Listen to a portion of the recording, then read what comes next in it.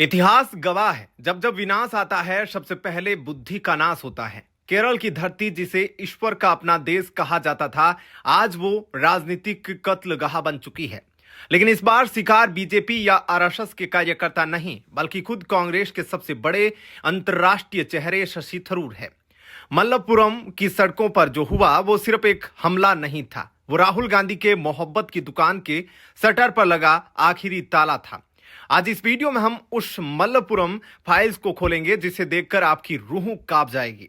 मल्लपुरम केरल का वो इलाका जहां मुस्लिम लीग का एक छत्र राज है। यहां शशि थरूर की गाड़ी को रोका गया, गुंडों ने उनके गनमैन को बेरहमी से पीटा, ड्राइवर के साथ भयंकर मारपीट की। लेकिन सवाल यह है कि ये गुंडे आए कहां से? क्या ये सच में बाहरी थे या कांग्रेस के ही उस कट्टरपंथी विंग के इशारों पर काम कर रहे थे जो थरूर की बढ़ती लोकप्रियता से जलता है? शशि थरूर का गुनाह सिर्फ इतना था कि उन्होंने पीएम मोदी की कूटनीति की सराहना कर दी थी। राहुल गांधी की रैली से चंद किलोमीटर दूर उनके अपने ही सांसद को लहूलुहान किया गया। लेकिन राहुल का मौन चीख चीख कर कह रहा है कि कांग्रेस में अब सिर्फ जी हजूर करने वालों की जगह बची है। बवाल सिर्फ सड़क पर नहीं, कांग्रेस के हेडक्वार्टर में भी है। हमारे सूत्रों और कैपिटल टीवी के विश्लेषण के अनुसार 13 बड़े नेताओं ने राहुल गांधी की कार्यप्रणाली के खिलाफ मोर्चा खोल दिया है। आनंद शर्मा हिमाचल, पूर्व विदेश मंत्री जिन्होंने राहुल को मूर्ख तक कह डाला क्योंकि वे देश की जीत को हार बता रहे थे।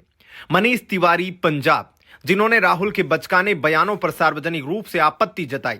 कमलनाथ और नकुलनाथ मध्य प्रदेश, जिन्हें राहुल ब्रिगेड ने हाशिए पर धकेल दिया और अब वे विद्रोह के मूड में हैं। ये नेता जानते हैं कि राहुल की विदेशी चश्मे वाली राजनीति कांग्रेस को मल्लपुरम के कट्टरपंथियों के हाथों बेच रही है। इन 13 नेताओं का विद्रोह किसी भी वक्त कांग्रेस के दो फाड़ कर सकता है।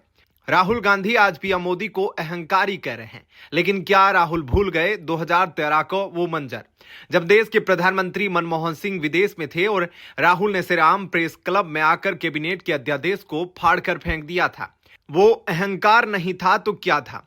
आज वही राहुल केरल में पिनराई विजयन और मोदी को नसीहत दे रहे हैं। सच्चाई तो यह है कि राहुल गांधी के पास अपनी कोई जमीन नहीं बची। अमेठी हारने के बाद वे केरल भागे, लेकिन अब केरल की जनता भी समझ चुकी है कि कांग्रेस और मुस्लिम लीग का गठबंधन हिंदुओं के लिए कितना खतरनाक है। एसएनडीपी नेता नटेशन ने भी चेतावनी दी है कि केरल अब बंगाल के मुर्शिदाबाद से भी ज्यादा खतरनाक होता जा रहा है, जहां राहुल की रैलियों में मारपीट और विद्रोह हो रहा है, वहीं पीएम मोदी का रोड शो इतिहास रच रहा है।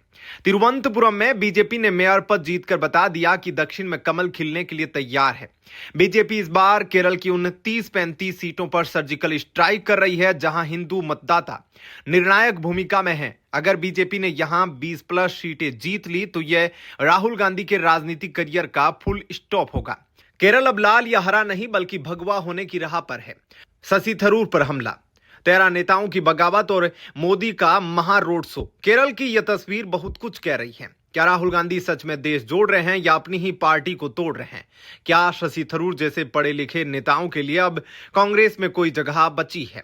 अपनी राय कमेंट सेक्शन में जरूर बताएं। आपको क्या लगता है कि राहुल गांधी को राजनीति से संन्यास ले लेना चाहिए? इस वीडियो को इतना शेयर करें कि केरल का यह सच दिल्ली के गलियारों तक गूंज उठे। देखते रहिए हमारा विशेष विश्लेषण।